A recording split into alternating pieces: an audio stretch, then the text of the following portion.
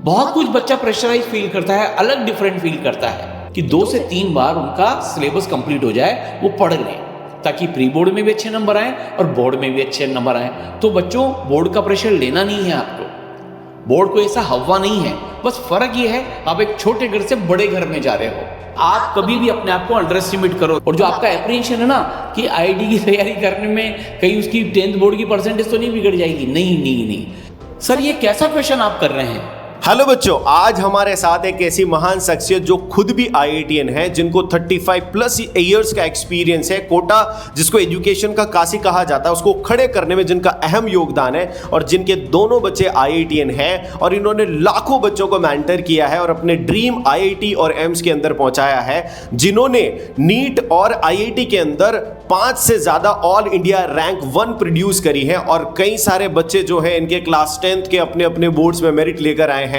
तो आज हम आपको ऐसी शख्सियत से रूबरू कराएंगे और आज की ये जो चर्चा होने वाली है, ये चर्चा होने वाली है स्टूडेंट्स के सब्जेक्ट्स पे चर्चा, यानी स्टूडेंट के क्या क्या क्वेश्चंस, क्या क्या क्वेरीज है, अभी उन क्वेरीज पर चर्चा होने वाली है। तो आज का जो वीडियो बच्चों आप सबके लिए बहुत इंपॉर्टेंट है और साथ के साथ पेरेंट्स के लिए भी बहुत इंपॉर्टेंट है, क्योंकि अभी डिसीजन पेरेंट्स को लेना है कि बच्चे का करियर, बच्चे का जो फ्यूचर है वो किस डायरेक्शन में चलना चाहिए। तो ये वीडियो बहुत इंपॉर्टेंट है। 35 से ज्यादा सालों का एक्सपीरियंस इस वीडियो में है। थैंक यू सर, आपने मुझे इस बात के लिए चुना कि बच्चों का भविष्य कैसे बनाना है। मैं अपना पूरा 35 साल का एक्सपीरियंस जो मैंने सीखा, बच्चे कैसे स्ट्रगल करते हैं, कैसे अपना करियर बनाते हैं, कैसे अपने ड्रीम कॉलेजेस तक पहुंचते हैं, वो सारा आज बच्चों के साथ और पेरेंट्स के साथ शेयर करना चाहूँगा। ये मेरी उम्मीद है कि मेरा एक्सपीरियंस उनके काम आए। जो 35 साल मैंने कोटा सिस्टम को खड़े करने में लगाया है वो उनके काम आए और उनको इतना समय नहीं लगाना पड़े। तो सर, आप बिल्कुल शुरुआत करें। तो सर, हमारा पहला क्वेश्चन है बच्चों की तरफ से कि क्या क्लास 10th की पढ़ाई 9th की पढ़ाई से अलग होती है?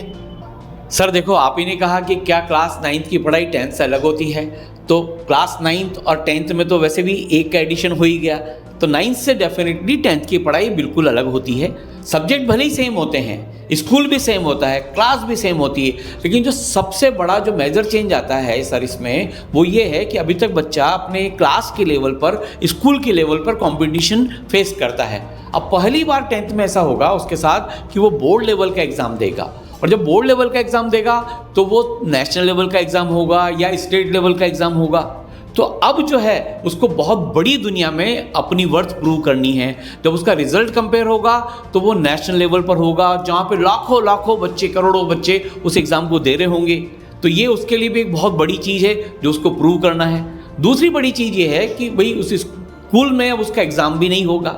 उस बच्चे को जो अपना एग्ज़ाम देना है वो दूसरे स्कूल में सेंटर आएगा, वहाँ पर जाकर बच्चा एग्ज़ाम देगा। तो इसमें क्या होता है सर कि एनवायरनमेंट चेंज होता है।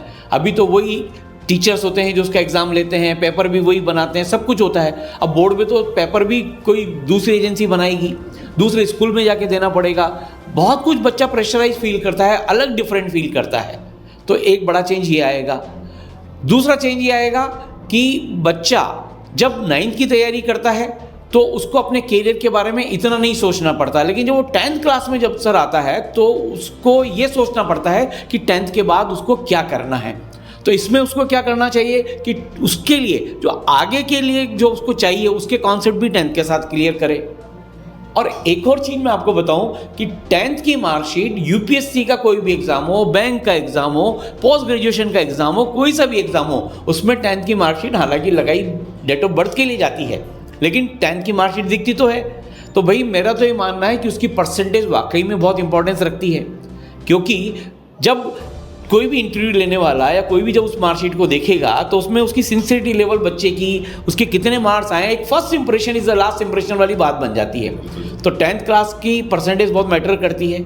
और सबसे बड़ी बात तो ये है कि ये बच्चे के लिए भी पहला इम्तिहान है नेशनल लेवल का, तो बच्चा इसके लिए ज़बरदस्त तैयारी करे। और एक बड़ी बात और है कि बोर्ड का पैटर्न थोड़ा सा स्कूल के पैटर्न से अलग होता है, लेवल ऑफ क्वेश्चन भी थोड़े से अलग आते हैं।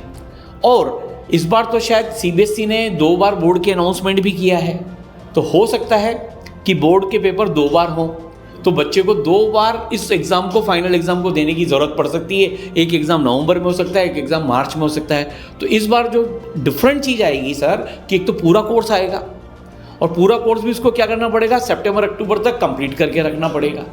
और एक और चीज़ आपको बताऊं मज़े की कि बोर्ड में 10th क्लास में क्या होता है, हर स्कूल लेवल पर प्री बोर्ड एग्ज़ाम लिए जाते हैं।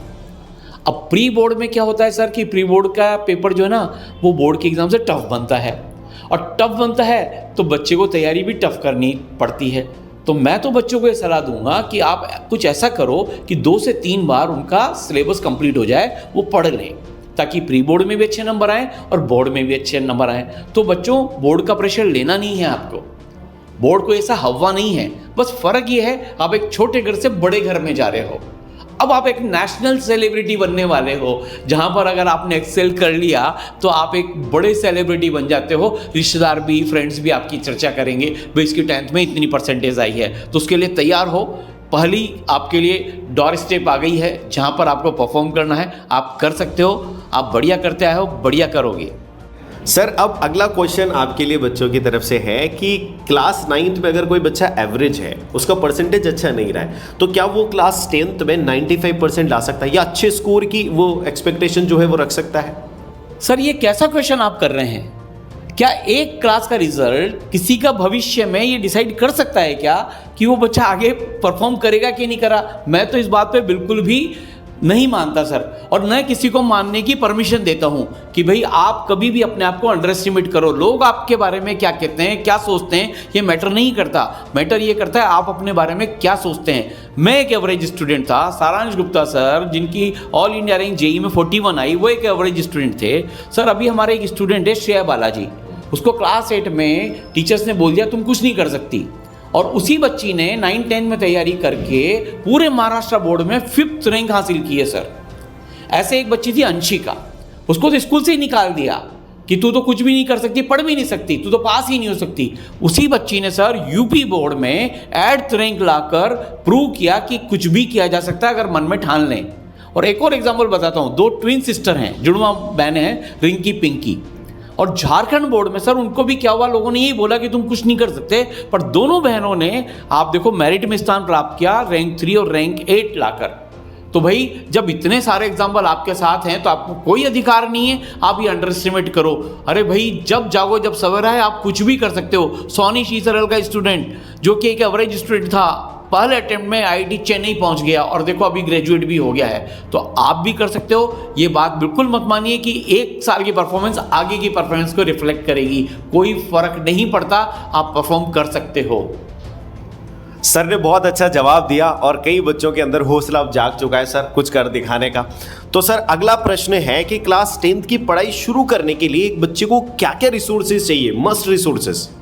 देखो सर, सबसे पहले तो बच्चे को अगर क्लास 10th या आगे की बिल्डिंग ब्लॉक बनानी है तो सबसे पहले तो क्या है, उसको समझने में अच्छा आना चाहिए। और उसको समझने में तब अच्छा आएगा जब उसको अच्छे टीचर्स, अच्छी फैकल्टीज़ मिले।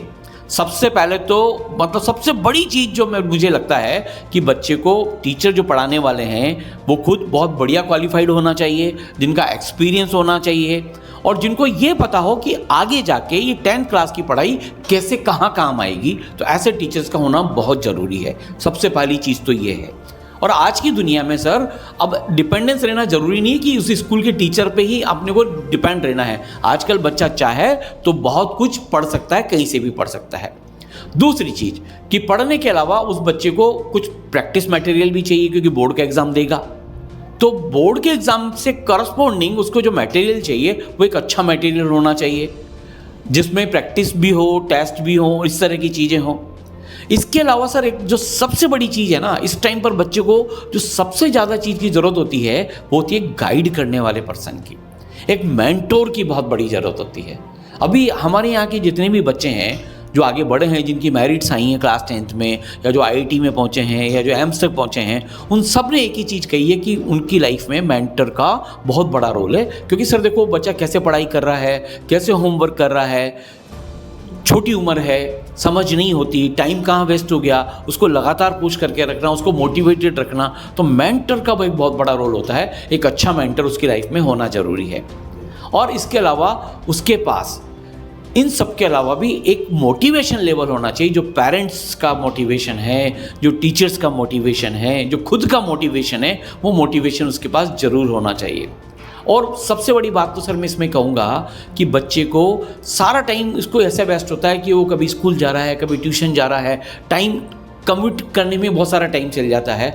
ऐसी चीज़ हो उसके पास कि एक ही जगह उसको ये सारी चीज़ें मिल जाए और वो अपना होमवर्क भी कर ले, टाइम भी बचा ले, परफॉर्म भी कर ले, मेंटर भी मिल जाए, उसके डाउट भी इवन सॉल्व हो जाए, क्योंकि स्कूल में होमवर्क तो मिल जाता है लेकिन सॉल्व कराने वाला कोई नहीं है, तो उसको होमवर्क सॉल्व कराने वाला भी मिल जाए, डाउट भी सॉल्व हो जाए। तो कुल मिलाकर सारा सिस्टम अगर उसके पास एक जगह मिल जाए, ये रिसोर्सेज एक जगह मिल जाए, तो बच्चा बहुत अच्छा परफॉर्म कर सकता है, ऐसा मेरा मानना है।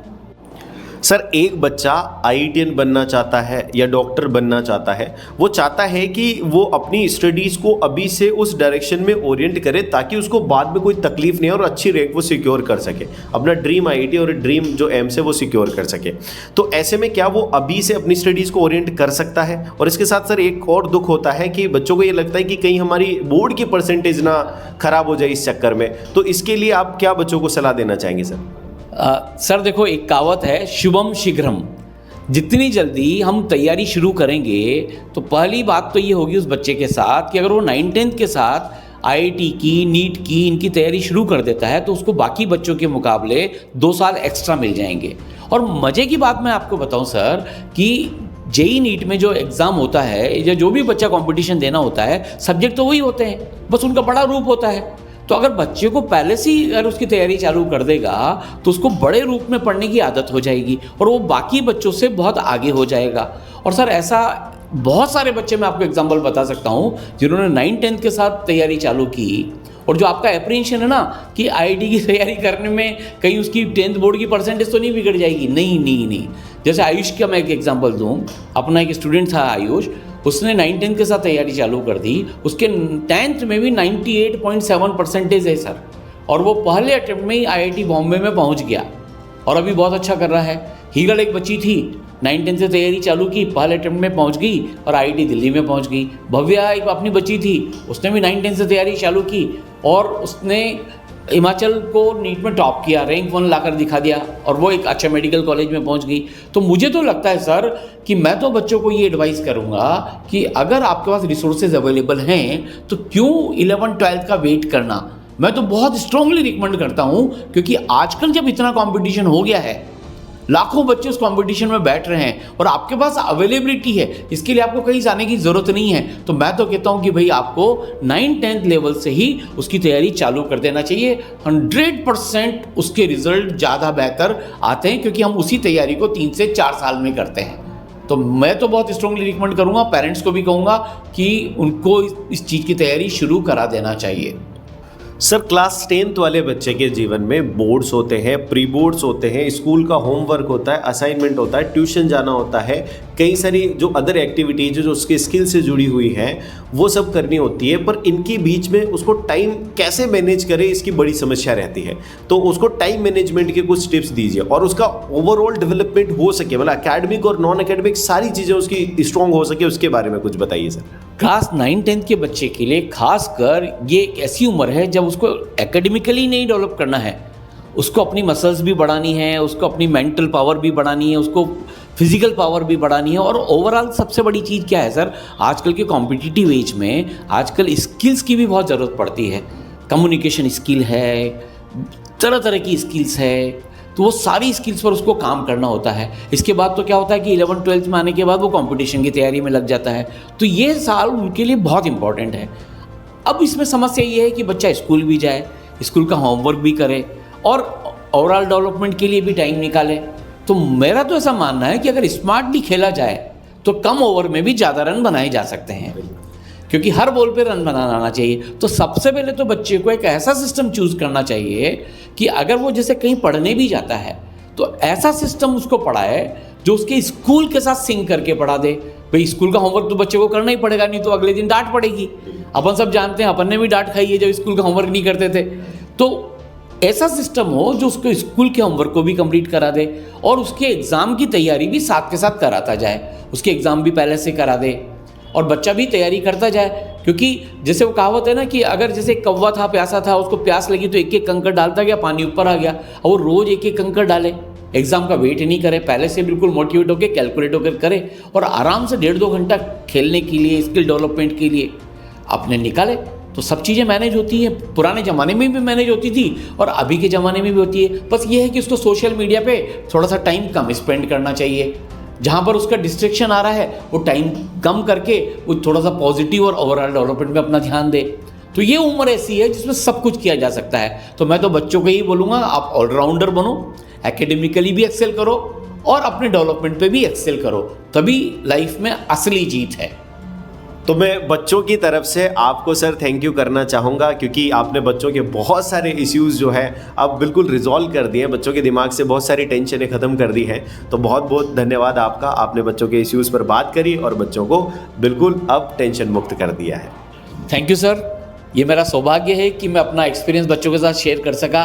अगर कोई भी बच्चा इसे सीख कर अपने करियर में कुछ करता है तो ये मेरे लिए बहुत बड़ी उपलब्धि होगी। Thank you once again.